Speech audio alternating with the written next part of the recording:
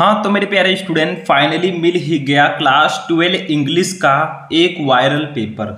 जितने भी हमारे स्टूडेंट इस बार 12th में हैं और जिनको 2025 में 12th इंग्लिश का पेपर देना है वो इस वीडियो को एक बार शुरू से लेकर लास्ट तक देख लेना, क्योंकि ये क्लास 12 इंग्लिश का एक वायरल पेपर है।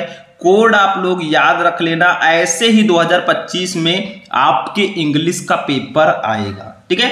और इस वीडियो में मैं आपको पूरा पेपर सॉल्व भी कराऊंगा। देखो ये रहा आपका पेपर, ठीक है, जैसा आपका पूरा पेपर आएगा और इसका सॉल्यूशन भी मैं आपको दूंगा। देखिए ये रहा इसका सॉल्यूशन, तो एक एक सॉल्यूशन को हम ध्यान से पढ़ेंगे और ये पेपर बहुत ही ज्यादा इंपॉर्टेंट है हमारे 12th वाले स्टूडेंट्स के लिए। तो देखिए क्लास 12 इंग्लिश, यहाँ पे आपका पेपर कोड रहेगा, इधर रोल नंबर रहेगा, ठीक है, इधर आपका कितने नंबर का ये पेपर आता है वो लिखा रहेगा, ठीक है, मतलब 100 नंबर का आता है वो तो हमें पता ही है। समय आपके पास 3 घंटे 15 मिनट का टाइम रहता है पूरे पेपर को सॉल्व करने के लिए। और वैसे इस पूरे पेपर को मैं सॉल्व भी कराऊंगा, क्योंकि वायरल पेपर है तो इसको सॉल्व कराना और आपको सॉल्व करना बहुत जरूरी है। तो देखिए क्लास 12 इंग्लिश कुछ इंस्ट्रक्शन आपको दिए जाएंगे। फर्स्ट 15 मिनट और allotted to the candidate for reading the question paper, ठीक है, मतलब स्टार्टिंग के जो 15 मिनट है वो आपको क्वेश्चन पेपर पढ़ने के लिए दिया जाएगा। दूसरा है this question paper is divided into 4 section A B C D, मतलब आपके 12th इंग्लिश का पेपर जो है 4 सेक्शन में होता है, section A, section B, section C और सेक्शन डी। तीसरा इंस्ट्रक्शन है all questions from all the section all compulsory, सभी सेक्शन के सभी क्वेश्चन करना अनिवार्य है। चौथा है marks are indicated against each question, मतलब जो क्वेश्चन जितने नंबर का है उसके सामने दिया गया है।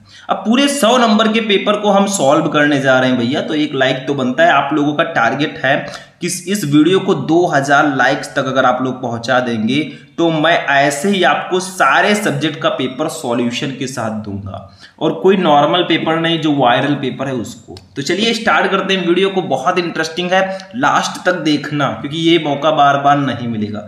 देखो सबसे पहले सेक्शन ए आपके 12th में होता है, सेक्शन ए, फिर सेक्शन बी, फिर सेक्शन सी, फिर सेक्शन डी, ठीक है। सेक्शन ए रीडिंग होता है जो कि 15 नंबर का होता है। इसमें होगा क्या, ध्यान देना, एक आपको अनसीन पैसेज दिया जाएगा। देखो ये आपको दिया गया है यहां से लेकर यहां तक एक अनसीन पैसेज, ठीक है। इसके नीचे आपको 5 क्वेश्चन दिए जाएंगे, जैसे ए वाला क्वेश्चन है, बी सी डी ई, ठीक है, 3-3 नंबर के सब रहेंगे और लास्ट में आपकी 3 वोकेबुलरी रहेगी। और ये सारे क्वेश्चन जो है ना, इसका आंसर आपको इसी पैसेज में ही मिलेगा। तो आपको करना क्या है, पहले इस पैसेज को ध्यान से पढ़ना है, पहले हम इसी को सॉल्व करेंगे। देखो क्या है, ध्यान से समझना। लाइफ जीवन इज है नॉट नहीं ए बेड ऑफ रोजेज, यानी कि फूलों की सेज, बट लेकिन ये बेड ऑफ थॉर्न, कांटों का ये बिस्तर है। मतलब ये जो लाइफ है ना, ये फूलों की सेज नहीं है बल्कि ये कांटों का बिस्तर है। मतलब ऐसा मत समझिए कि हमारा लाइफ बहुत इजी है, ठीक है, इसमें कठिनाइयां नहीं है, इसमें रिस्क नहीं है, इसमें सब कुछ होता है, उतार चढ़ाव हमारी लाइफ में होता है। तो ऐसा मत समझिए life is not a bed of roses but ये बेड ऑफ थॉर्न, मतलब जीवन एक फूलों की सेज नहीं है, वो कांटों का बिस्तर है। इट इज फुल ऑफ, ये भरा हुआ है, डेंजर, खतरों से, एंड डिफिकल्टीज, कठिनाइयों से। मतलब हमारा लाइफ जो है ये खतरों और कठिनाइयों से भरा है। They have to be overcome, यानी कि अगर हमें इस पर विजय प्राप्त करना है, देखो दे हैव टू बी यानी कि इन पर ओवरकम, विजय प्राप्त करना, इफ अगर वी आर टू सक्सीड, हमें सफल होना है इन लाइफ, जीवन में, यानी कि अगर हमें जीवन में सफल होना है तो हमें इन पर विजय प्राप्त करना होगा, इन पर विजय पाना होगा। मतलब आपको खतरों से नहीं डरना है, कठिनाइयों से नहीं डरना है, अगर आपको जीवन में सफल होना है। देखो आगे क्या, in the race of life, जीवन के भाग दौड़ में, बी शुड नॉट, हमें नहीं चाहिए, बी अफ्राइड, डरना, ऑफ रिस्क, यानी कि जोखिमों से, रिस्क से, व्हिच इज बट नेचुरल, जो कि स्वाभाविक है। यानी कि जीवन के भाग दौड़ में हमें जोखिमों से नहीं डरना चाहिए, रिस्क उठाने से कभी मत डरो, रिस्क से इश्क करोगे तभी आगे बढ़ोगे मेरे भाई, ठीक है। आगे देखो, सक्सेस, सफलता, इन एनी वर्क, वो किसी भी काम में हो, इन लाइफ, जीवन में, गोएज टू दोज पर्सन, वो उसी व्यक्तियों के पास जाती है, हु वेलकम रिस्क, जो रिस्क का स्वागत करते हैं।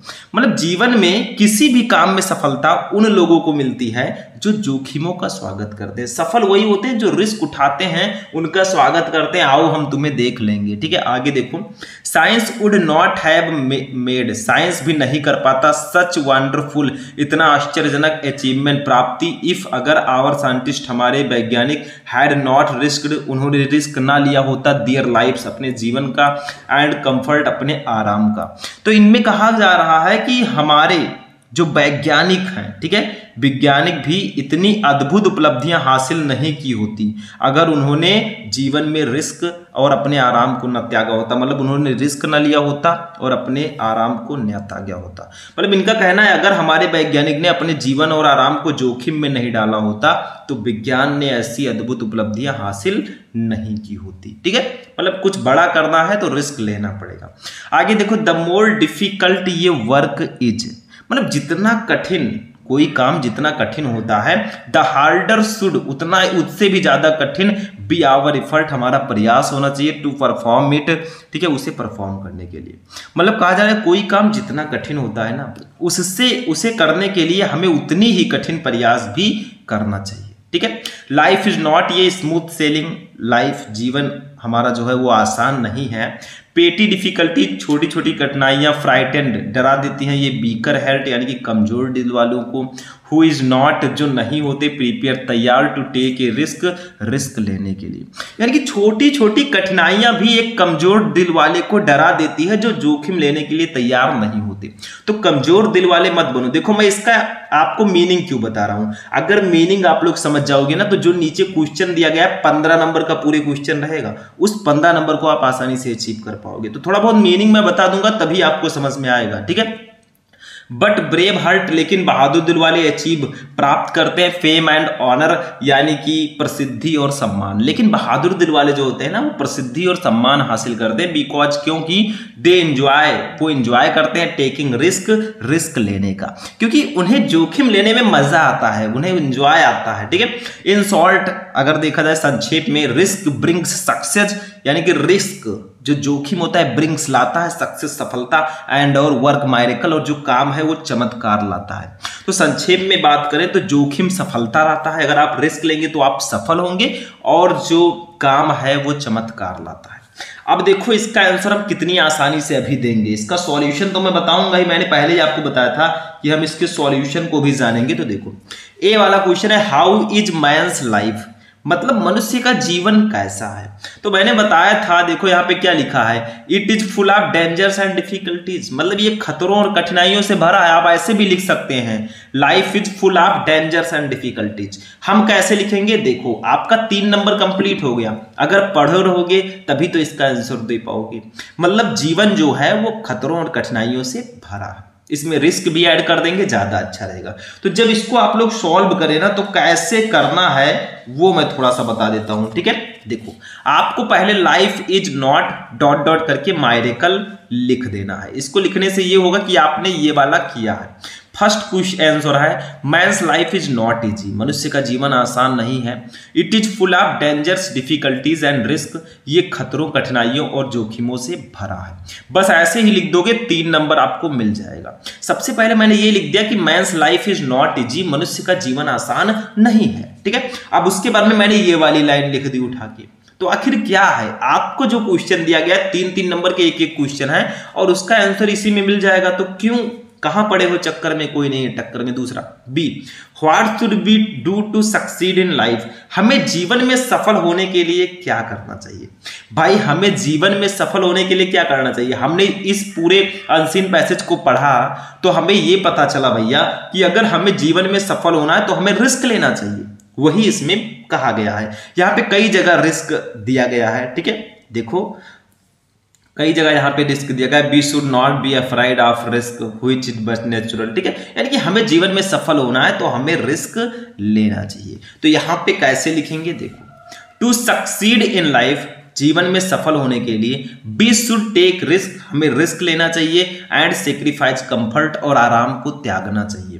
यानी कि जीवन में सफल होने के लिए हमें रिस्क लेना चाहिए और आराम को त्याग देना चाहिए। ठीक है, ऐसा नहीं है कि आप रिस्क नहीं लेंगे, रिस्क केवल लेंगे आराम करेंगे तो भी प्रॉब्लम है। आपको रिस्क लेना है और आराम को त्यागना है, तभी आप लाइफ में कुछ बड़ा करेंगे। ठीक है, तीसरा क्वेश्चन क्या है, देखो 6 नंबर हमारा कंप्लीट हो गया। सी वाला देखो, who are frightened by petty difficulties. देखो इसका सीधा सीधा आंसर लिखा है यहां पे, देखो ध्यान से, पेटी डिफिकल्टीज फ्राइटेंड, ये बीकर हर्ट, मतलब कमजोर दिल वाले जो है वो छोटी छोटी कठिनाइयों से डरते हैं। तो इसको कुछ इस प्रकार से हम लिखेंगे, तीसरा, weaker heart who are not prepared to take risk or frightened by petty difficulties. देखो यहां पे लिखा है, ध्यान देना क्या लिखा है, पेटी डिफिकल्टीज फ्राइटेंड ये weaker heart who is not prepare to take risk. यहां तक आपको लिखना है, यहां से लेकर 3 नंबर आपका बिल्कुल कंप्लीट रहेगा। आप सेम टू सेम भी लिख सकते हैं या फिर जैसा मैं बता रहा हूं वैसे भी लिख सकते हैं। देखो बीकर हर्ट कमजोर दिल वाले, हु आर नॉट प्रिपेयर्ड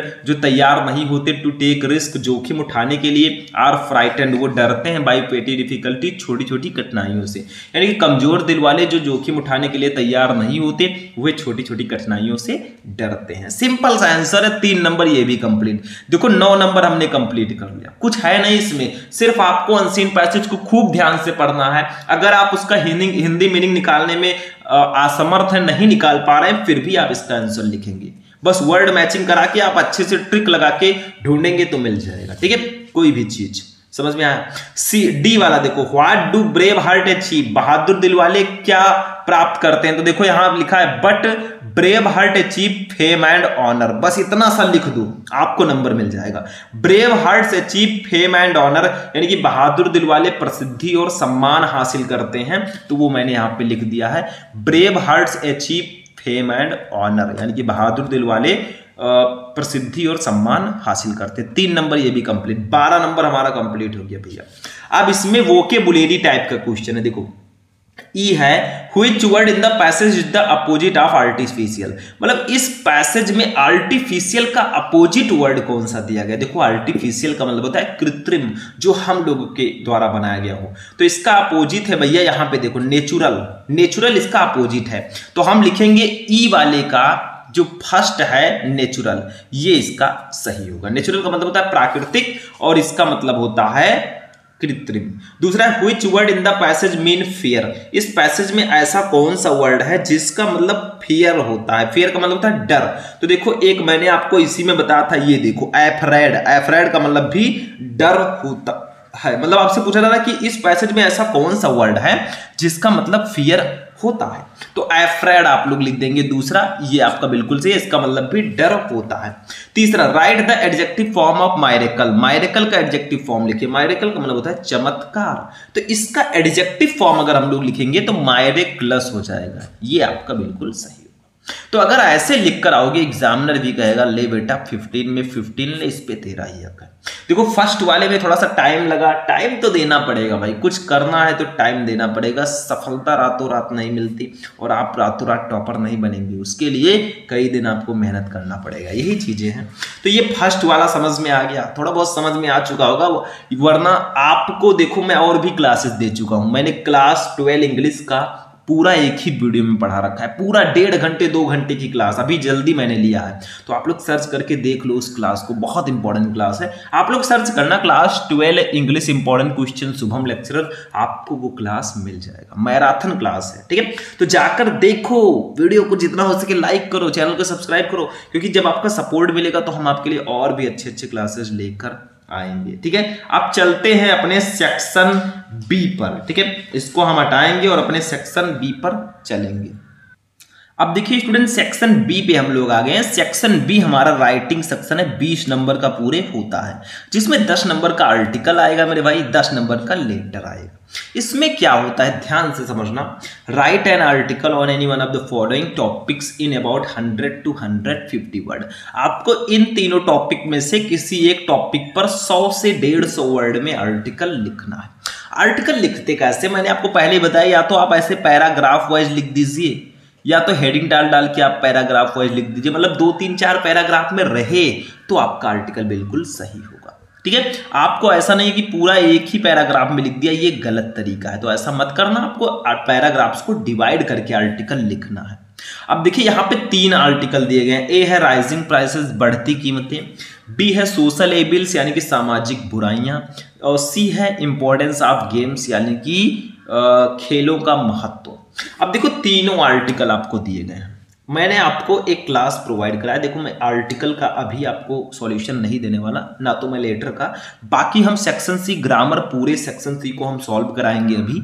लेकिन आर्टिकल आप लोगों को अगर पढ़ना है भैया, मैंने क्लासेज बहुत स्पेशल क्लासेज आपको दी है। आप लोग यूट्यूब पर सर्च करना class 12 English important article Shubham lecturer, आपको क्लास मिल जाएगा। जितने भी आर्टिकल मैंने बताया सारे के सारे इंपॉर्टेंट है। आपको कौन सा आर्टिकल पढ़ना है, कैसे लिखना है, वो सब कुछ मैंने बताया, तो जाकर सर्च करके देख लेना। वही हाल लेटर का भी है। देखो write a letter to the editor, मतलब एक संपादक को पत्र लिखो आप नेशनल डेली, राष्ट्रीय दैनिक के, कन्वेइंग व्यक्त करते हुए योर कंसर्न, अपनी चिंता ऑन ग्रोइंग प्राइसेस, बढ़ती कीमतों of diesel and prices, diesel and petrol की कीमतों में। मतलब आपको करना क्या है, किसी राष्ट्रीय दैनिक के संपादक को पत्र लिखकर डीजल और पेट्रोल की बढ़ती कीमतों पर अपनी चिंता व्यक्त करना है। अभी जल्दी मैंने इस लेटर को पूरे बताया है। इसके बाद देखो राइट ए लेटर, एक पत्र लिखो टू द प्रिंसिपल, अपने प्रधानाचार्य को, ऑफ योर कॉलेज, अपने कॉलेज के, रिक्वेस्टिंग हिम, उनसे रिक्वेस्ट करते हुए, to arrange a football match, एक फुटबॉल मैच वो अरेंज करें, मतलब आयोजित करें। तो अपने कॉलेज के प्रिंसिपल को एक पत्र लिखकर उनसे फुटबॉल मैच आयोजित कराने का अनुरोध करें। देखो दोनों में से आपको एक ही लिखना है। लेटर लिखते कैसे हैं, कौन कौन से लेटर इंपॉर्टेंट है, मैंने आपको पहले ही बता रखा है। देखो बार बार एक ही चीज़ पढ़ाने से कोई फायदा नहीं है। अगर आप लोग इस क्लास को देख लेते हैं, उसके बाद में आप लोग जाके यूट्यूब पर सर्च करेंगे class 12 English important letter Shubham lecturer, आपको लेटर मिल जाएगा। जितने भी मोस्ट इंपॉर्टेंट लेटर हैं बहुत अच्छे से मैंने आपको पढ़ाया। कोई भी टॉपिक आपको सर्च करना है, चाहे जो सब्जेक्ट हो, आपको टॉपिक का नाम लेना है, पीछे शुभम लेक्चर लगाना है, आपको क्लास मिल जाएगा। अब लेटर और आर्टिकल मैं आपको पहले बता चुका हूं, तो 20 नंबर ये आपका होता है। इसको मैं सॉल्व कराऊंगा सेक्शन सी को। सेक्शन सी है ग्रामर पोर्शन, इसको थोड़ा सा हमें समझना है, ठीक है। ग्रामर पोर्शन हमारा है तो इसको समझना है। देखो ए है, पहले आपको 5 ऑब्जेक्टिव दिए जाएंगे जिसमें आपका one word substitution, idioms and phrases, antonyms, synonyms, syntax, यही सब रहेगा। देखो ए है गवर्नमेंट बाय वन पर्सन, यानी कि एक व्यक्ति द्वारा चलाई जाने वाली सरकार को हम क्या कहते हैं, ठीक है। ये काफी ज्यादा इंपॉर्टेंट है कि एक व्यक्ति द्वारा चलाई जाने वाली सरकार को हम क्या कहते हैं। देखो फर्स्ट है डेमोक्रेसी, डेमोक्रेसी का मतलब होता है लोकतंत्र। सेकंड है ब्यूरोक्रेसी, ब्यूरोक्रेसी का मतलब होता है नौकरशाही, ठीक है। थर्ड है आपका एरिस्टोक्रेसी, एरिस्टोक्रेसी का मतलब होता है जो अभिजात वर्ग होते हैं, ठीक है। चौथा है ऑटोक्रेसी, ऑटोक्रेसी का मतलब क्या होता है, इसको जानना निरंकुशता। देखो ऑटोक्रेसी ही उसको हम बोलते हैं, मतलब किसी एक व्यक्ति द्वारा चलाई जाने वाली सरकार को हम लोग ऑटोक्रेसी बोलते हैं। ऑटोक्रेसी का मतलब क्या होता है, देखो यहां पे मैंने इसका आंसर लिखा है, ए का चौथा सही होगा ऑटोक्रेसी। ऐसे आपको कॉपी में लिखना है। इंग्लिश की कॉपी भी मैं लिखना आपको बता चुका हूं। आप लोग सर्च करेंगे क्लास 12 इंग्लिश की कॉपी कैसे लिखें, तो पूरी कॉपी मैंने आपको अच्छे से लिखकर समझाया है, ठीक है। तो ये ऑटोक्रेसी आपका बिल्कुल सही होगा। ये आपका वन वर्ड सब्स्टिट्यूशन था। अब बी वाले पे चलेंगे, आइडियम्स एंड फ्रेजेस है। ये फूल्स पैराडाइज, इसका मीन क्या होगा। देखो आपको इसका मीन्स पूछा जा रहा है, शायद यहाँ पे मीन्स रहना भी चाहिए था। ये फूल पैराडाइज मीन्स, इसका मतलब क्या होगा, ये आइडियम्स एंड फ्रेजेस होता है, ठीक है। फर्स्ट है टू लिव इन ये हेवन, ठीक है, यानी कि स्वर्ग में रहना। सेकेंड है to be in the world of fool, यानी कि मूर्खों की दुनिया में रहना।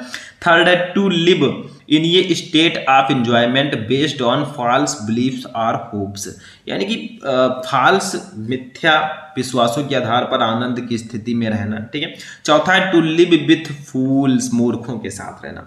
तो इसका मतलब होता है तीसरा आपका सही होगा, टू लिव इन ये state of enjoyment based on false beliefs और होप्स, यानी कि गलत विश्वास और आशा के साथ किसी एक स्टेट में एंजॉय के साथ रहना, ठीक है। ये इसका मतलब होता है।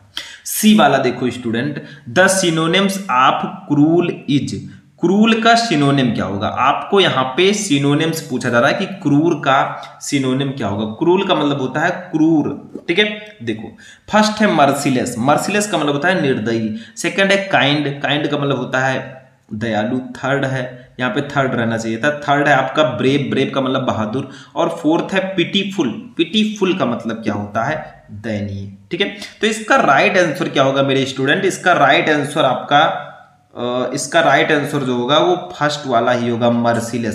देखो क्रूर का मतलब होता है निर्दयी या क्रूर, और मर्सीलेस का मतलब भी होता है निर्दयी। तो दोनों एक दूसरे के सिनोनिम्स होंगे। सिनोनिम्स का मतलब ही होता है समानार्थी शब्द जो समान अर्थ रखते हो, मतलब उनका मीनिंग सेम होगा। ठीक है, सिर्फ वर्ड अलग अलग होंगे। तो इसको भी आपको ऐसे लिखना है, जैसे बी का थर्ड सही था ये वाला, ठीक है, तो हमने इसको लिख दिया। सी का फर्स्ट सही है मर्सीलेस, तो मैंने इसको लिख दिया। डी वाला देखो, Mohan is more taller than Ram. ठीक है, मोहन राम से अधिक लंबा है। Which word in this sentence is an error? इस सेंटेंस में कहां पर गलती है, क्योंकि ये आपका सिंटैक्स है, सिंटैक्स में गलतियां होंगी, उसी गलतियों को हमें सही करके लिखना है। तो इस सेंटेंस में कहां पे गलती है, देखो गलती कहां है। देखो मोर और टैलर दोनों नहीं यूज करेंगे। देखो टैलर में ऑलरेडी ER लगा है, तो इसके आगे मोर लगाने की जरूरत ही नहीं है। तो यहां पे गलती जो है वो मोर में है भैया। तो चौथा ऑप्शन आपका सही होगा, क्योंकि अगर टैल में ER ऑलरेडी लगा है तो मोर मत लिखो। जिसमें ER हम नहीं लगा सकते हैं उसके आगे हम मोर का यूज करते हैं। तो आपका चौथा इसका बिल्कुल सही होगा। ई वाला देखो, the antonym of optimistic is. Optimistic का एंटोनिम क्या होगा, ऑप्टिमिस्टिक का मतलब होता है आशावादी। तो इसका जो फर्स्ट है वो है अनऑप्टिमिस्टिक यानी कि आशाहीन। सेकंड है इनऑप्टिमिस्टिक, निराशा। ठीक है, ये आपका आशावादी नहीं। ठीक है, थर्ड है पेसिमिस्टिक, पेसिमिस्टिक का मतलब होता है निराशावादी। और फोर्थ है होपलेसनेस। ठीक है, होपलेसनेस का मतलब क्या होगा, किसी को पता है होपलेसनेस? ठीक है, तो ये आप लोग बताना, शायद इसका निराशा होगा। तो देखो इसका थर्ड वाला ऑप्शन बिल्कुल सही होगा, pessimistic. The antonym of optimistic, antonym का मतलब होता है विपरीतार्थक शब्द जो विपरीत अर्थ रखते हो। तो ऑप्टिमिस्टिक का मतलब होता है आशावादी और पेसिमिस्टिक का मतलब होता है निराशावादी। तो दोनों एक दूसरे के एंटोनिम्स हैं, इसी को हम लोग एंटोनिम बोलते हैं। इतना तो आपको पता ही है, छोटे बच्चे तो हो नहीं। ठीक है, चलो आगे बढ़ते हैं हम लोग। अब आते हैं अपने 5 नंबर क्वेश्चन का ए। देखो ये डायरेक्ट एंड इनडायरेक्ट नरेशन होता है। Change any one of the following to indirect speech, 2 number का रहेगा। आपको दोनों में से किसी एक को इनडायरेक्ट स्पीच में चेंज करना है। हम दोनों करेंगे भाई, मेरा मन कर रहा है हम दोनों करवाएंगे। देखो फर्स्ट है माई मदर सैड, मेरी माता जी ने कहा मैन इज मोर्टल, यानी कि आदमी नश्वर है, मनुष्य नश्वर है। ठीक है, तो देखो ये हमेशा सत्य रहने वाली बात है, मनुष्य नश्वर है। तो इसके टेंस में हम कोई परिवर्तन नहीं करेंगे। इसको कैसे लिखेंगे, देखो माई मदर सैड, मेरी माता जी ने कहा, दैट की मैन इज मोर्टल, मनुष्य नश्वर है। बस आपका इनडायरेक्ट में कन्वर्ट हो जाएगा, क्योंकि इसमें हम इज को वाज में नहीं बदलेंगे, क्योंकि ये आपका जो है हमेशा सत्य रहने वाली बात है। तो जो यूनिवर्सल ट्रुथ होता है या सदा सत्य रहने वाली बात होती है उसके टेंस में हम चेंजेस नहीं करते। तो इसको ऐसे लिख देंगे, my mother sad that man is mortar. मैंने लिखकर भी बता दिया ताकि आपको प्रॉब्लम ना हो। दूसरा, दीना सैड टू मी, दीना ने मुझसे कहा आई एम योर फ्रेंड, मैं तुम्हारा मित्र हूं। ठीक है, दीना ने मुझसे कहा मैं तुम्हारा या तुम्हारी दोस्त हूं। तो देखो यहां पे होगा क्या, ध्यान से समझना, ये आपका असर्टिव सेंटेंस है, सबको पता है। दीना सैड टू के स्थान पर टोल्ड हम लिखेंगे, दीना टोल्ड मी, बीच में दैट लगाएंगे। आई है फर्स्ट पर्सन का प्रोनाउन बदलेगा सब्जेक्ट से, सब्जेक्ट है दीना, तो दीना के लिए हम सी यूज करेंगे, क्योंकि दीना जो है ये फीमेल है। तो सी इज आर एम बदलता है वाज बियर में, तो वाज लग जाएगा। योर है सेकंड पर्सन का प्रोनाउन बदलेगा मी से, तो माई हो जाएगा अपने की अंग्रेजी, और फ्रेंड फ्रेंड रहेगा। इसको कुछ ऐसे लिखेंगे, Dina told me that she was my friend. समझ में आया, सेड टू के स्थान पर टोल्ड कर दिया मैंने। ठीक है, दीना टोल्ड मी, बीच में दैट लगाएंगे, आई बदलेगा दीना से तो सी हो जाएगा, सी एम बदलेगा वाज में तो सी वाज, योर बदलेगा मी से तो माई फ्रेंड हो जाएगा। ठीक है, तो Dina told me that she was my friend, कुछ ऐसे आपको लिखना है। ठीक है, तो ये समझ में आ गया भैया डायरेक्ट एंड इनडायरेक्ट नरेशन। अब इसको हम लोग प्यार से हटाएंगे और आगे बढ़ेंगे अपने नेक्स्ट टॉपिक पे। ठीक है, इसके बाद में हमारा है सिंथेसिस, इसको हम लोग बोलते हैं स्टूडेंट सिंथेसिस। सिंथेसिस क्या होता है, देखो देखो कैसे दिया गया है, combine any one of the following as directed. 2 question, मतलब आपको 2 दिए जाएंगे, इसमें भी एक ही करना होगा। इसको हम सिंथेसिस बोलते हैं। जैसे फर्स्ट देखो क्या है, ओइंग टू हिज इलनेस, अपनी बीमारी के कारण he could not go to school, he could not go to college, वो कॉलेज नहीं जा सका। इसको कॉम्प्लेक्स सेंटेंस में आपको बदलना है। मतलब आपसे कहा गया कि अपनी बीमारी के कारण वो कॉलेज नहीं जा सका, इसको आपको कॉम्प्लेक्स सेंटेंस में बदलना है। तो ऐसे लिख देना आप लोग प्यार से। देखो, he could not go to school, वो स्कूल नहीं जा सका। स्कूल नहीं, कॉलेज लिख दीजिएगा। He could not go to college, वो कॉलेज नहीं जा सका बिकॉज, क्योंकि ही वाज इल, वो बीमार था। ठीक है, यानी कि वो कॉलेज नहीं जा सका क्योंकि वो बीमार था। यहां पे जो मैंने बिकॉज लगा दिया ना, ये कॉम्प्लेक्स सेंटेंस में कन्वर्ट हो चुका है। ठीक है, तो आपको इसी को कॉम्प्लेक्स सेंटेंस में बदलना था, तो हमने कुछ उस प्रकार से लिख दिया है कि he could not go to college, वो कॉलेज नहीं जा सका बिकॉज, क्योंकि ही वाज इल, वो बीमार था। तो यहाँ पे क्या था, देखो मीनिंग आपका नहीं बदलना चाहिए। सिंथेसिस में यही होता है कि आप सेंटेंसेस को बदलें लेकिन मीनिंग ना बदले। तो ऊपर था ओइंग टू हिज इलनेस, अपनी बीमारी के कारण he could not go to college, वो कॉलेज नहीं जा सका। मैंने लिखा he could not go to college, वो कॉलेज नहीं जा सका बिकॉज ही वाज इल, क्योंकि वो बीमार था। बस हो गया। ठीक है, दूसरा देखो, दो ही इज पुअर, यद्यपि वह गरीब है, ही इज हैप्पी, वो खुश है। मतलब यद्यपि वो गरीब है, वो खुश है। इसको कैसे बदलेंगे, इसको लिखेंगे ही इज पुअर। देखो किसमें बदलना है आपको, कंपाउंड सेंटेंस में बदलना है।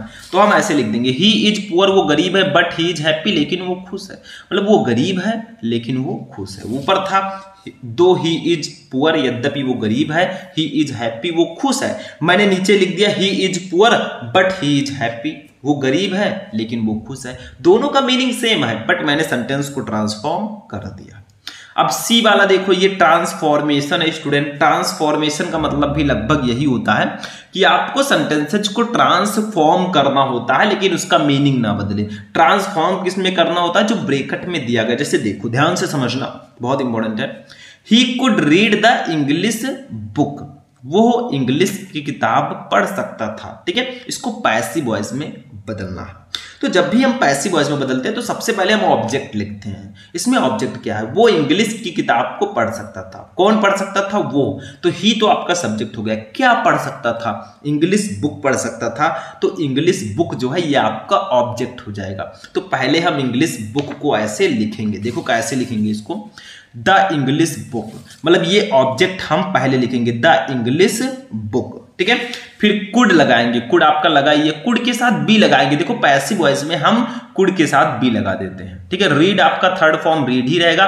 बाई लगाकर सब्जेक्ट आपका लिख देंगे, उसमें ही सब्जेक्ट था तो बाई हिम कर देंगे। यानी कि the English book could be read by him. यहां पे था he could read the English book, तो क्या पढ़ सकता था, इंग्लिश बुक। तो द इंग्लिश बुक मैंने पहले कर दिया, फिर कुड लगा दिया, फिर बी लगा दिया। The English book could be, फिर रीड आपका रहेगा, बाई लगाकर ही को हिम कर देंगे। ठीक है, बस आपका हो चुका है। दूसरा, Mumbai is the best city in India, Mumbai Bharat का सबसे अच्छा शहर है। भाई वो तो है ही। इसको कॉम्परेटिव डिग्री में बदलना है क्योंकि ये सुपरलेटिव डिग्री में है। इसको कॉम्परेटिव में कैसे बदलें, मतलब मुंबई भारत का सबसे अच्छा शहर है, इसको कॉम्परेटिव में आप लोग बदलिए। चलिए बदलते हैं, ये ऐसे कुछ लिखेंगे, मुंबई इज बेटर। देखो आपके सुपरलेटिव में बेस्ट लिखा था, इसमें बेटर हो जाएगा। ठीक है, तो मुंबई इज बेटर, मुंबई अच्छा है, देन एनी अदर, किसी भी सिटी शहरों से इन इंडिया, भारत में।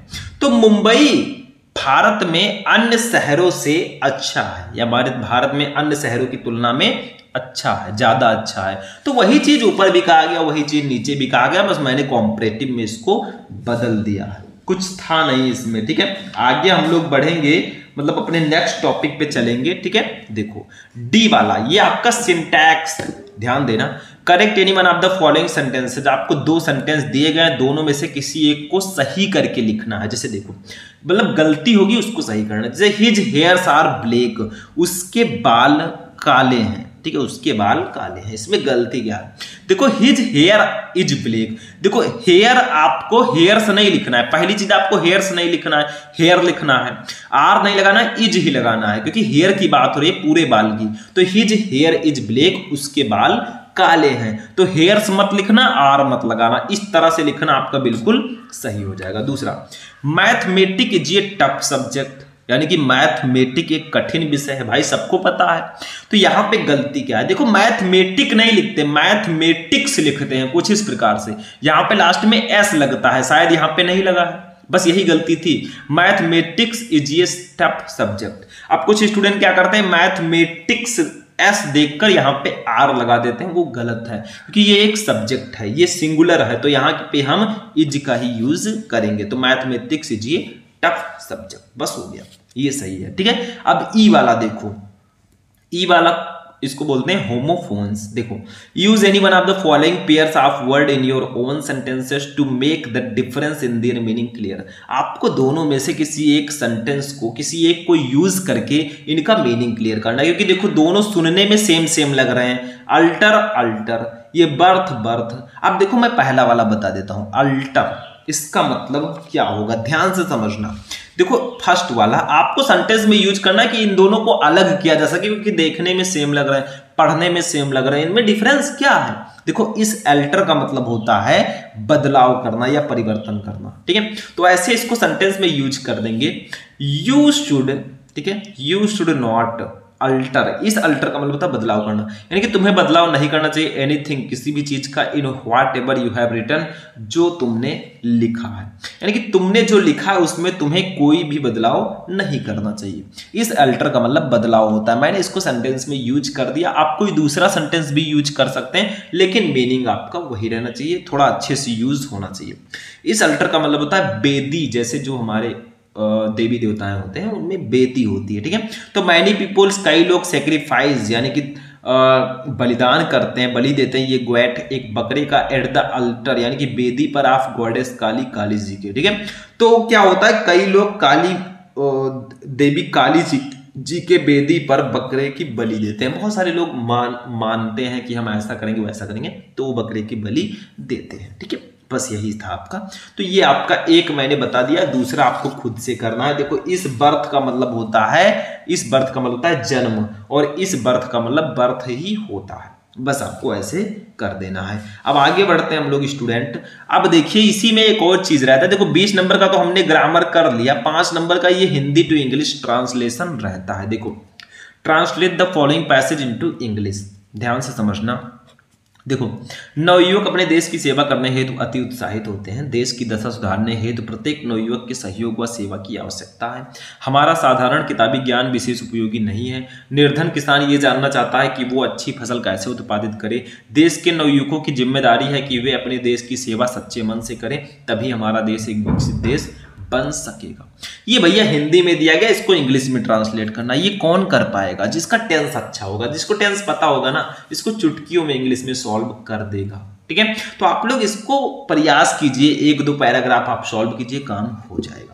अब सेक्शन डी पे अपने चलते हैं, लिटरेचर। भैया ये पूरे 40 नंबर का होता है सेक्शन डी, तो इसको जानना बहुत जरूरी है, क्योंकि हमारा पेपर 4 सेक्शन में होता है। सेक्शन ए रीडिंग अनसीन पैसेज था 15 नंबर का, सेक्शन बी राइटिंग लेटर और आर्टिकल था 20 नंबर का, सेक्शन सी ग्रामर 25 नंबर का हमने देखा। अब सेक्शन डी पे हम लोग आएंगे।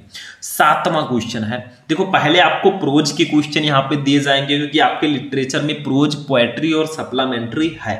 तो सबसे पहले प्रोज के 2 शॉर्ट 1 लॉन्ग दिए जाएंगे 15 नंबर का, मतलब शॉर्ट आपका 8 नंबर का, लॉन्ग 7 नंबर का।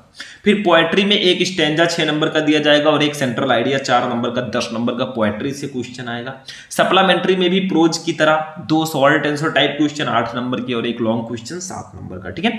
तो पहले प्रोज की बात करें, answer the following question in about 40 word 8 number का आएगा। जैसे ए देखो, what happened to the right trap seller in the woods, मतलब आपसे क्या पूछा जा रहा है, ध्यान से समझना, क्योंकि ये काफी ज्यादा इंपॉर्टेंट है। मतलब व्हाट हैपेंड, क्या हुआ, to the right trap seller, चूहेदानी बेचने वाले के साथ, इन द वुड्स, जंगल में, यानी कि चूहेदानी बेचने के साथ, जंगल में चूहेदानी बेचने वाले के साथ क्या हुआ, ठीक है। ये द राइट ट्रैप चैप्टर का क्वेश्चन है, पता है तो कीजिए, नहीं तो और लगाए, आप दूसरा भी कर सकते हैं। Why did Gandhi ji chide the lawyer, यानी कि गांधी जी ने वकीलों को क्यों डांटा।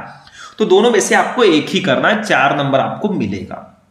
देखो प्रोज के क्वेश्चन मैं आपको पहले भी बता चुका हूं, आप लोग जैसे सर्च करोगे क्लास 12 इंग्लिश इंपॉर्टेंट क्वेश्चन आपको मिल जाएगा। शुभम लेक्चरर बोल देना लास्ट में। बी देखो, why did the peddler consider the world as a rattrap, यानी कि जंगल जो फेरी वाले ने संसार को चूहेदानी क्यों समझा, मतलब उसको उन्होंने चूहेदानी क्यों समझा।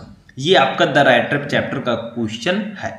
नहीं पता तो और लगा है, दूसरा आप कर सकते हैं। What did the instructor do to train Douglas, यानी कि प्रशिक्षक ने डगलस को प्रशिक्षित करने के लिए क्या किया, उनको ट्रेन करने के लिए क्या किया, उनको तैरना सिखाने के लिए क्या किया। ये डीप वाटर चैप्टर का क्वेश्चन है। तो आपके क्या है, ए वाले में 2 क्वेश्चन रहेंगे, 1 करो 4 नंबर, बी वाले में 2 रहेंगे, 1 करो 4 नंबर, मतलब 8 नंबर आपको मिलेगा। अब एक लॉन्ग क्वेश्चन आता है, 8वां क्वेश्चन देखो, इसी में एक लॉन्ग भी रहेगा। Answer any one of the following question in about 80 word, आपको 80 शब्दों में आंसर देना है, 7 नंबर का रहेगा। जैसे ए देखो, आपको 2 क्वेश्चन दिए जाएंगे, करना एक ही है। जैसे ए वाला क्या है, ध्यान से समझना, काफी ज्यादा इंपॉर्टेंट ये क्वेश्चन है। व्हाट वाज द सीन, क्या दृश्य था इनसाइड अंदर द क्लास के व्हेन, जब फ्रेंच रीच्ड, फ्रेंच पहुंचा, द स्कूल, यानी कि जब फ्रेंच, ठीक है, जब फ्रेंच क्लास में पहुंचा तो क्लास के अंदर का दृश्य क्या था सीन, ठीक है। ये द लास्ट लेसन चैप्टर का क्वेश्चन है भैया। आगे देखो बी वाला, फर्स्ट चैप्टर का क्वेश्चन था ये, मैंने पहले भी बताया है। बी, व्हाट कंडीशंस, मतलब कौन सी परिस्थितियां कंपेल्ड, मजबूर कर देती हैं साहब को टू वांडर, भटकने के लिए, इन द स्ट्रीट, सड़कों पर, ऑफ दिल्ली के, फॉर रैग पिकिंग, कूड़ा बीनने के लिए। तो किन परिस्थितियों ने साहब को सड़कों पर भटकने के लिए, सड़कों पर, दिल्ली की सड़कों पर कूड़ा बीनने के लिए मजबूर कर दिया, ये आपको बताना है। ये लॉस्ट स्प्रिंग चैप्टर का क्वेश्चन है। तो दोनों में से एक आप कर सकते हो भैया, 7 नंबर इसका, यानी कि 15 नंबर का टोटल प्रोज से क्वेश्चन रहेगा। देखो इसका आंसर मैं यहां पे तो नहीं बताने वाला, लेकिन आगे चलकर मैं बताऊंगा, क्योंकि क्लास ऑलरेडी बहुत लॉन्ग होने वाली है। चलते अपने नेक्स्ट क्वेश्चन पे भैया, ये हमारा शायद 9 नंबर क्वेश्चन है, यहाँ पे रहना चाहिए था। चलो हम चलते हैं नेक्स्ट क्वेश्चन पे। रीड द फॉलोइंग, अब पोएट्री पे आ गया। Read the following extract carefully and answer the question that follow. आपको ये स्टैंजा दिया गया, इसको बहुत ध्यान से पढ़ना है, और इसके नीचे 3 क्वेश्चन दिए गए, इसका आंसर देना है, 6 नंबर आपको मिलेगा। अब भैया ये ए थिंक ऑफ ब्यूटी चैप्टर का क्वेश्चन है, स्टैंजा है। मैंने आपको बताया था 3 चैप्टर बहुत इंपॉर्टेंट है, my mother eight 66, A think of beauty, keeping quiet. तीनों चैप्टर को अगर आप पढ़ लेते हो ना, आपका भैया नंबर पे नंबर बारिश होगी, ठीक है। तो ये आपका 6 नंबर कंप्लीट रहता है। 3 क्वेश्चन दिया गया। अगर आप लोग कमेंट करेंगे सर हमें स्टैंजा वाला क्लास चाहिए, कोई भी क्लास चाहिए, कमेंट करो, कमेंट बॉक्स आपके लिए है बिल्कुल फ्री ऑफ कॉस्ट, उसमें आपको कोई चार्ज देना नहीं होता। तो क्यों नहीं करते कमेंट, हमारे पास संदेश पहुंचेगा तभी तो हम उस पर क्लास लाएंगे। चलो इसी में सेंट्रल आइडिया आता है, right the central idea of any one of the following poem, 4 number का। जैसे ए है कीपिंग क्वाइट, बी है माई मदर एट 66। ये सी वाला चैप्टर शायद नहीं है हमारे में, तो इसके जगह पर लिख देना ए थिंक ऑफ ब्यूटी। क्या लिखना है, ए थिंग ऑफ ब्यूटी, ठीक है। इसका याद कर लेना भैया। तो यही 3 चैप्टर हैं जो यहाँ पे लिखे हैं, इन्हीं 3 का अगर आप सेंट्रल आइडिया पढ़ के जाओगे 4 नंबर आप लेकर आओगे। सर्च कर लो जाकर यूट्यूब पर, class 12 English important central idea Shubham lecture, आपको तीनों सेंट्रल आइडिया एक ही क्लास में मैंने बताया, तो जाकर देख लेना भैया, ठीक है। तो 6 4 10 नंबर का आपका पोएट्री से क्वेश्चन आएगा। अब सप्लीमेंट्री पे चलते हैं, सेम प्रोज की तरह, 2 शॉर्ट 1 लॉन्ग। देखो answer the following question in about 40 word etch, 8 number का। जैसे ए वाला है, how did Charlie enter the 3rd level, यानी कि चार्ली जो है वो 3rd लेवल में कैसे पहुंचा, चार्ली ने 3rd लेवल में कैसे प्रवेश किया। पता है तो कीजिए, नहीं तो और लगा। देखो फर्स्ट चैप्टर का हमारा क्वेश्चन था, why did the tiger king decide to marry, यानी कि टाइगर किंग ने शादी करने का फैसला क्यों किया। ये द टाइगर किंग चैप्टर का क्वेश्चन है। दोनों बहुत इंपॉर्टेंट क्वेश्चन है, तो इसको पढ़ लेना, ठीक है। अब बी वाला देखो, why was dairy impressed by mister lamb, यानी कि क्या कहा जा रहा है कि डेरी मिस्टर लैम्ब से क्यों प्रभावित था, ठीक है, ये बताना है। बी, इसी में देखो, why did Roger skunk mother's go to the wizard, यानी कि क्या कहा जा रहा है कि रोजर स्कंक की जो मदर है, ठीक है, यहाँ पे रोजर स्कंक की माँ जादूगर के पास क्यों गई। तो भैया दोनों में से एक एक ही करना है, 8 नंबर कंप्लीट। इसी में एक लॉन्ग भी आएगा 12 number. Answer any one of the following question in about 80 word, 7 number का ये रहेगा, ठीक है। ए देखो, who was the tiger king, tiger king कौन था, ठीक है। Why was he named as the tiger king, मतलब उससे टाइगर किंग क्यों कहा गया? ये द टाइगर किंग चैप्टर का लॉन्ग क्वेश्चन है, बहुत इंपॉर्टेंट है। बी देखो, why did Sam buy old currency of $800? यानी कि सैम ने $800 के पुराने नोट क्यों खरीदे, पुराने currency. What did he do with it? उसने इसके साथ क्या किया? तो दोनों में से एक करना, ये शायद द थर्ड लेवल चैप्टर का क्वेश्चन है, तो आपको करना है। तो यही आपका पूरा इंग्लिश का पेपर था। कुछ ज्यादातर मैंने सॉल्यूशन भी आपको प्रोवाइड किया। अगर आप चाहते हैं कि मैं इसका पूरा सॉल्यूशन लेकर आऊं तो आप इस वीडियो को जितना हो सके लाइक करें, चैनल को सब्सक्राइब कर लें ताकि आपको क्लास रेगुलर मिलता रहे। तो आज का क्लास यहीं पर फिनिश होगा। मैंने आपको बताया कि हमारा इंग्लिश का पेपर 4 सेक्शन में होता है, section A, section B, section C और सेक्शन डी। सेक्शन ए आपका reading section 15 number, section B 20 number, article letter, section C grammar 25 number और section D 40 number. Total add करोगे भैया 100 नंबर का आपका पेपर हो जाएगा। तो इसके लिए आपको थोड़ा सा मेहनत करना है, हम पूरा सपोर्ट आपको करेंगे, बस आप सपोर्ट बनाए रखें। तो चलिए हम मिलते हैं फिर नेक्स्ट वीडियो में नेक्स्ट टॉपिक के साथ। तब तक के लिए जय हिंद।